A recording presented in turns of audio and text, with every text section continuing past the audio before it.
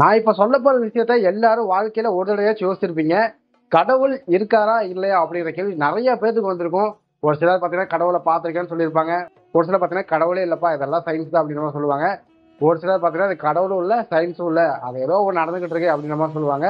But இந்த ஒரு ராத்திரி, அதாவது மகா சிவராத்திரி அன்னைக்கு பார்த்தீங்கன்னா நம்ம வசிக்கிற உலகத்துல மட்டும் இல்லைங்க, இந்த பிரபஞ்சம் முழுசா, அதாவது இந்த யூனிவர்ஸ் ஃபுல்லாமே பார்த்தீங்கன்னா ஒரு சக்தி வாய்ந்த தெய்வீக எனர்ஜி நிரம்பி இருக்கு. இதை நான் சொல்லிங்க, நம்ம முன்னாடி வாழ்ந்த முன்னோர்கள் சொல்லியிருக்காங்க. முன்னோர்கள் மட்டும் தான் சொல்லியிருக்காங்க அப்படின்னா ஒரு சிலர் நம்ப மாட்டீங்க.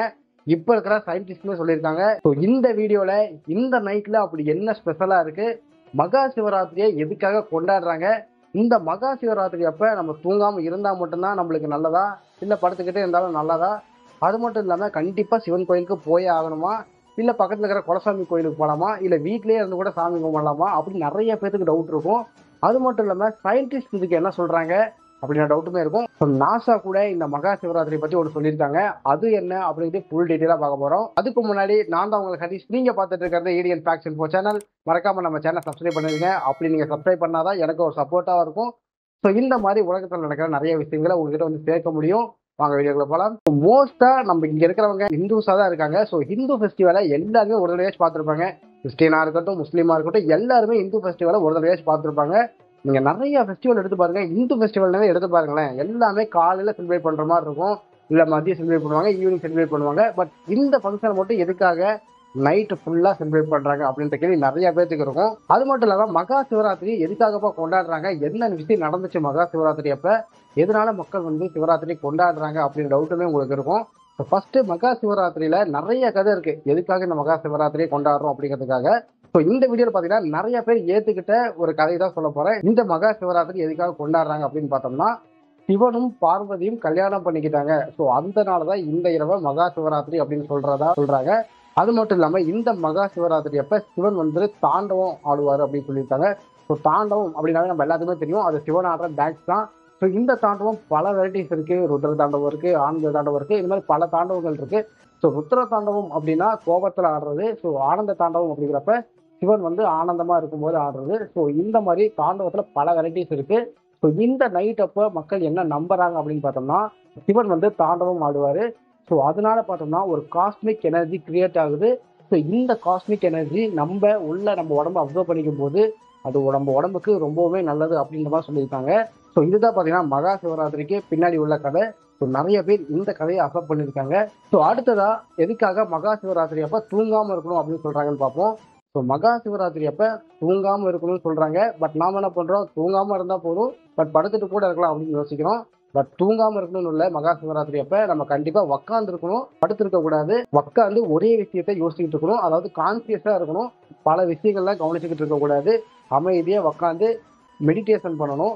ஸோ படுத்துக்கிட்டே நம்ம முழிச்சுக்கிட்டு இருக்கோம் அப்படின்னு பண்றதெல்லாம் பார்த்தீங்கன்னா மகா சிவராத்திரியே கிடையாது.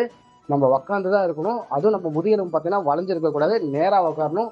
ஸோ நைட்ல இருந்து காலையில் வரைக்கும் இப்படியே உட்காந்துட்டு இருக்கணுமா அப்படின்னு நீங்க கேள்வி கேட்பீங்க. அதுவும் இல்லை, உங்களால எவ்வளவு நேரம் உட்கார முடியுமோ அவ்வளவு நேரம் நீங்க உட்காரலாம்.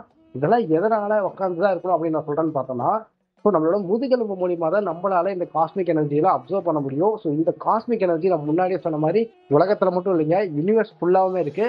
ஸோ இந்த மகா சிவராத்திரி நாளப்போ பார்த்தீங்கன்னா இந்த காஸ்மிக் எனர்ஜி பார்த்தீங்கன்னா அதிக அளவுல இருக்கும், அதிக பவரோட இருக்கும். ஸோ இந்த காஸ்மிக் எனர்ஜியை நம்ம உடம்பு அப்சர்வ் பண்ணும்போது பார்த்தோம்னா நம்ம உடம்புல இருக்கிற நோயா இருக்கட்டும், கெட்ட விஷயங்களா இருக்கட்டும், எல்லாமே நம்மளை விட்டு நீங்கும் அப்படின்னு சொல்றாங்க. அது மட்டும் இல்லாம நம்ம எலும்புகளோட பலம் அதிகமாகும் அப்படின்னு சொல்றாங்க. ஸோ இந்த மகா சிவராத்திரி அப்ப என்ன பண்ணுவாங்கன்னு பார்த்தோம்னா நிறைய பேர் சிவன் கோயிலுக்கு போவாங்க. ஸோ அங்க போயிட்டு பார்த்தீங்கன்னா மெடிடேஷன் பண்ணுவாங்க. ஸோ இந்த மகா சிவராத்திரி அப்ப நீங்க படுத்துக்கிட்டே முடிச்சுட்டு இருக்கணும் அப்படின்னு நினைக்காதீங்க. உங்களால எவ்வளவு நேரம் முடியுதோ அவ்வளவு நேரம் நிமிர்ந்து உட்காந்து மெடிடேஷன் பண்ணுங்க, ஒரே விஷயத்துல ஃபோக்கஸ் பண்ணுங்க. ஸோ அப்படி பண்ணும்போது பார்த்தோம்னா இந்த மகா சிவராத்திரியில் வர காஸ்மிக் எனர்ஜி பார்த்தீங்கன்னா உங்க உடம்பு அப்சர்வ் பண்ணிக்கும். உங்க உடம்பு அப்சர்வ் பண்றதுனால உங்க உடம்புல இருக்கிற எந்த ஒரு நோயா இருந்தாலுமே சரி, எந்த ஒரு பிரச்சனையுமா இருந்தாலும் சரி, அது சரியாவதுக்கான வாய்ப்பு நிறையவே இருக்கு. இது கடவுள் நம்பிக்கையில மட்டும் சொல்லுங்க, இது வந்து சயின்டிபிக்காவும் ப்ரூவ் பண்ணப்பட்ட ஒரு விஷயம் தான். அடுத்ததா இந்த மகா சிவராத்திரி அப்ப எல்லாருமே பார்த்திருப்போம், சிவன் மேல, சிவலிங்கத்து மேல பாத்தீங்கன்னா பாலை ஊற்றுவாங்க, தேனை ஊற்றுவாங்க, தண்ணியை ஊற்றுவாங்க, இது எல்லாமே ஊற்றுவாங்க. இது எதனால அப்படின்னு பார்த்தோம்னா, நம்ம எல்லாருக்குமே தெரியும், பார்க்கடலை கரையும் போது ஒரு விஷம் உருவாகுச்சு, அந்த விஷத்தை வந்து சிவன் அருந்தினாரு அப்படின்னு தெரியும். ஸோ இந்த விஷத்தை அருந்தனாலதான் பாத்தீங்கன்னா சிவன் வந்து நீலக்கல்ல இருக்காரு அப்படின்னு நம்மளுக்கு தெரியும். ஸோ இந்த விஷத்தோட தாக்கத்தை குறைக்கிறதுக்காக தான் சிவனை கூல் பண்ணணும்னு நினைச்சாங்க. ஸோ சிவனை கூல் பண்ணணும்னு நினைக்கிறதுக்காக என்ன பண்ணாங்கன்னா, சிவன் மேல பாலை ஊத்துனாங்க, தேனை ஊத்துனாங்க, தண்ணியை ஊத்துனாங்க. ஸோ இப்படி பண்ணும்போது பாத்தீங்கன்னா சிவனோட உடம்பு கூலிங் ஆயிரும். ஸோ இதனால இந்த எஃபெக்ட்ல இருந்து சிவன் தப்பிச்சிருவாரு அப்படின்ற மாதிரி ஒரு சயின்ஸ் இருக்கு. ஸோ அப்படின்ற மாதிரி ஒரு கதை இருக்கு. ஸோ இதுக்காக தான் பார்த்தீங்கன்னா சிவலிங்கத்து மேல பாலா இருக்கட்டும், தண்ணியா இருக்கட்டும், தேனா இருக்கட்டும், இது எல்லாமே ஊத்துறாங்க. அடுத்ததா சிவராத்திரி அப்ப எல்லாருமே ஒரு மந்திரத்தை சொல்லுவோம். அது என்ன மந்திரம் அப்படின்னு பார்த்தோம்னா, ஓம் நம சிவாய அப்படின்ட்டு. ஸோ இந்த ஓம் நம சிவாயன்னு சொல்றதுக்கு பின்னாடி என்ன சயின்ஸ் இருக்கு அப்படின்னு பார்த்தோம்னா, இந்த ஓம் நம சிவாய அப்படின்னு சொல்லிக்கிட்டே நம்ம மெடிடேஷன் பண்ணும்போது பார்த்தோம்னா, இந்த காஸ்மிக் எனர்ஜியோட ஃப்ரீக்வன்சிக்கு நம்ம பேசுற ஃப்ரீக்வன்சி ஒத்து போகுது. இது மூலியமா நம்ம உடம்பு அந்த காஸ்மிக் எனர்ஜி அப்சர்வ் பண்ணுது. ஸோ நீங்க மெடிடேஷன் பண்ணும்போது ஓம் நம சிவாயா அப்படின்னு சொல்லிக்கிட்டே பண்ணும்போது உங்களுக்கு இந்த காஸ்மிக் எனர்ஜியை அப்சர்வ் பண்றது இன்னுமே பெட்டரான சாய்ஸா இருக்கும். ஸோ அடுத்ததா இந்த மகா சிவராத்திரி அப்போ பார்த்தீங்கன்னா மேரேஜ் ஆனவங்க நிறைய பேர் விரதம் இருப்பாங்க. ஸோ அவங்களோட கணவன் மனைவி ரிலேஷன்ஷிப் வந்து நல்லா இருக்கும் அப்படின்னு நினைப்பாங்க. ஸோ இது எதனால அப்படின்னு பார்த்தோம்னா, நான் முன்னாடியே சொல்லியிருந்தேன், இந்த மகா சிவராத்திரி அப்ப சிவனுக்கும் பார்வதிக்கும் மேரேஜ் நடந்துச்சு. ஸோ அப்படின்னு சொல்லியிருப்பேன். ஸோ இதனாலதான் பார்த்தீங்கன்னா தங்களுக்கு எந்த ஒரு சண்டையும் வரக்கூடாது, எங்களோட லைஃப் நல்லா இருக்கணும் அப்படிங்கிறதுக்காக நிறைய பேர் பார்த்தீங்கன்னா மேரேஜ் ஆனவங்க இந்த மகா சிவராத்திரி அப்ப விரதம் இருப்பாங்க, மெடிடேஷன் பண்ணுவாங்க, சிவனை வழிபடுவாங்க. நிறைய பேர் முடிச்சுக்கிட்டு இருப்பாங்க தூங்காம. ஸோ எல்லாத்துக்குமே ரீசன் இதுதான். ஸோ சிவனுக்கும் பார்வதிக்கும் மேரேஜ் ஆன இந்த நாள்ல நாம விரதம் இருந்து தூங்காம இருந்து இந்த எனர்ஜி அப்சர்வ் பண்ணும்போது நம்மளுக்கு நம்ம குடும்பம் வந்து நல்லா இருக்கும் அப்படின்னு நினைக்கிறாங்க. ஸோ நீங்க மேரேஜ் ஆனவரா இருந்தீங்க அப்படின்னா கண்டிப்பா இந்த மகா சிவராத்திரியை நல்லபடியாக யூஸ் பண்ணிக்கோங்க. அடுத்தது எல்லாத்துக்கும் பார்த்தீங்கன்னா மேஜரான ஒரு டவுட் இருக்கும். கண்டிப்பா மகா சிவராத்திரி அப்ப சிவன் கோயிலுக்கு போய் ஆகணுமா அப்படின்ட்டு. ஒரு சிலர் பார்த்தோம்னா சிவன் கோயிலுக்கு போவாங்க. இன்னும் ஒரு சிலர் பார்த்தோம்னா அவங்க பக்கத்துல இருக்கிற குலதெய்வம் கோயிலுக்கு போவாங்க. இன்னும் ஒரு சிலர் பார்த்தோம்னா வீட்லயே இருப்பாங்க. சரிப்பா என்னால கோயிலுக்கு போக முடியல, எனக்கு ஒர்க் அதிகமா இருக்கு, அதனால நான் வீட்லயே இருக்கேன் அப்படின்னு சொல்லிட்டு வீட்டுல இருக்கிறதால என்ன பண்ணுவாங்க, சாமி கும்பிடாம சும்மா சாமி மட்டும் கும்பிட்டு படுத்து தூங்கிடுவாங்க. ஸோ வீட்டுல இருந்துமே இதை பண்ண முடியுமான்னு கேட்டா கண்டிப்பா பண்ணலாம். நீங்க வீட்லயே அமர்ந்துட்டு நீங்க வந்து மெடிடேஷன் பண்ணும்போது பாத்தீங்கன்னா இந்த காஸ்மிக் எனர்ஜி உங்களால அப்சர்வ் பண்ண முடியும். நீங்க கோயிலுக்கு தான் போய் ஆகணும் அப்படின்னா எதுவுமே கிடையாது. நீங்க நிறைய ஃபங்க்ஷன்ஸ் எல்லாம் பார்த்துருப்பீங்க. இந்த மகா சிவராத்திரி அப்ப வெளிய வெளிய டான்ஸ் ப்ரோக்ராம் பண்ணுவாங்க, நிறைய கல்ச்சரல்ஸ் எல்லாம் பண்ணுவாங்க. ஸோ நம்ம முடிச்சிருந்து பார்த்துக்கிட்டே இருக்கிற மாதிரி இருக்கும். ஸோ அந்த ப்ரோக்ராம்லாம் பார்த்தோம்னா நம்ம கிட்ட காசு அதிகமாக இருந்தால் நம்ம ஃபர்ஸ்டோட உட்காந்து பார்க்கலாம். இல்லை காசு கம்மியாக இருந்ததுன்னா நம்ம கடைசியில் பின்னாடி தள்ளி விட்டுருவாங்க, நம்மளால சரியா பார்க்க கூட முடியாது. ஸோ கடவுளை வச்சு ஒரு சைடில் வந்து இந்த மகா சிவராத்திரி அப்ப பயங்கரமாக சம்பாரிச்சுக்கிட்டு இருக்காங்க. ஸோ கடவுள் அப்படிங்கிறவர் எந்த இடத்துலையுமே இருப்பாரு. நீங்க அந்த இடத்துல போய் அவ்வளோ காசு கட்டி அவ்வளோ விஷயங்களை பார்த்தாதான் கடவுள் வந்து உங்களுக்கு தரிசனம் கொடுப்பாரு அப்படின்றதுலாம் இல்லை. ஸோ எல்லாருக்கும் தெரிஞ்ச மாதிரி இறைவன் வந்து ஒரு எளிமையானவர் தான். அது மட்டும் இல்லாமல் நம்ம சின்ன சின்ன விஷயத்துலையுமே நம்ம கடவுளை பார்க்க முடியும். அந்த மாதிரி தான் நம்ம வீட்டில இருந்தே பண்ணிக்கலாம். நம்ம போய் லட்சக்கணக்கில் செலவு பண்ணி இந்த மாதிரி இடத்துக்குலாம் போகணும், அவ்வளோ பெரிய கோயிலுக்கு போனாதான் நம்மளுக்கு நல்லது நடக்கும் அப்படிங்கிறது கிடையவே கிடையாது. ஏன்னா இந்த காஸ்மிக் எனர்ஜி மகா சிவராத்திரி அப்ப உலகம் ஃபுல்லா பிரபஞ்சம் ஃபுல்லா பரவி கிடக்கும். ஸோ யார் வேணாலும் முழிச்சிருந்து வீட்டில் உட்காந்து மெடிடேஷன் பண்ணும்போது இந்த எனர்ஜியை நம்மளால அப்சர்வ் பண்ணிக்க முடியும். கண்டிப்பா கோயிலுக்கு போயே ஆகணும் அப்படின்ற அவசியமே இல்லை. ஒருவேளை உங்க வீட்டு பக்கத்துல கோவில் இருக்கு அப்படின்னா கண்டிப்பா போங்க. இல்ல இந்த மாதிரி லட்சக்கணக்கில் காசு கேட்கறாங்க கடவுளை பக்கத்துல இருந்து பார்க்கணும் அப்படிங்கிறதுக்காக அப்படின்னா நீங்க அங்க போகவே தேவையில்ல. அதுக்கு பதிலாக சிம்பிளா என்ன கோவில் இருக்கோ அந்த கோயிலுக்கு போங்க. இல்லைன்னா வீட்டுல இருந்தா கூட தியானம் பண்ணிக்கோங்க. சரி, எல்லாமே சொல்லியாச்சு. மகா சிவராத்திரி பத்தினா எல்லாமே சொல்லியாச்சு.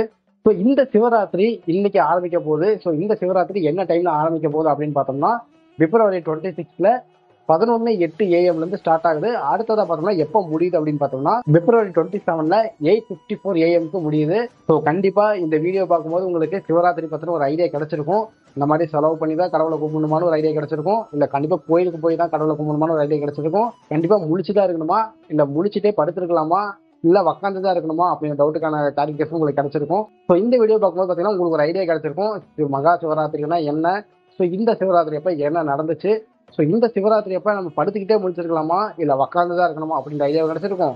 இல்ல லட்ச லட்சமா செலவு பண்ணி பெரிய கோயிலுக்கு போகணுமா, இல்ல பக்கத்துல இருக்கிற கோயிலுக்கு போகலாமா, இல்ல வீட்டுல இருந்தே பண்ணலாமா அப்படின்ற ஐடியா உங்களுக்கு கிடைச்சிருக்கும்.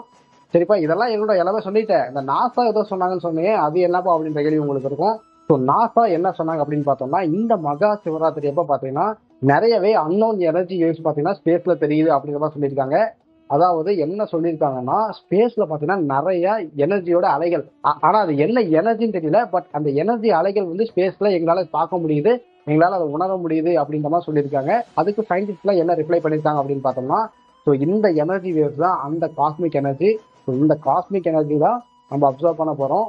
ஸோ நாசா வரைக்குமே இந்த எனர்ஜியை பத்தி பேசியிருக்காங்க. ஸோ அவங்களுக்குமே இந்த எனர்ஜி பத்தின ஒரு ஐடியா இருக்கு. ஸோ இவ்வளோ ஈஸியா எல்லாத்துக்குமே கிடைக்கக்கூடிய எனர்ஜியை நம்ம வீட்ல இருந்தே அப்சர்வ் பண்ணலாம். இல்ல கோயிலுக்கு போய் அப்சர்வ் பண்ணலாம். ஸோ கண்டிப்பா அப்சர்வ் பண்ண மட்டும் இருக்காதீங்க. யாருக்கு தெரியும், ஒருவேளை நீங்க இந்த மகா சிவராத்திரியில மெடிடேஷன் பண்ணி காஸ்மிக் எனர்ஜி அப்சர்வ் பண்ணது மூலியமா உங்க உடம்புல இருக்கிற பிரச்சனை கூட தீரலாம். ஸோ கண்டிப்பா மகா சிவராத்திரி அப்ப இந்த காஸ்மிக் எனர்ஜி அப்சர்வ் பண்ணுங்க. ஸோ இந்த வீடியோ பாத்தீங்கன்னா உங்களுக்கு தெரிஞ்ச ஃப்ரெண்ட்ஸ் நிறைய பேர் இந்த மகா சிவராத்திரியை ஃபாலோ பண்ணிட்டு இருப்பாங்க, அவங்களுக்கு ஷேர் பண்ணி விடுங்க. அப்படி நம்ம சேனல் சப்ஸ்கிரைப் பண்ணிருங்க. தேங்க்யூ.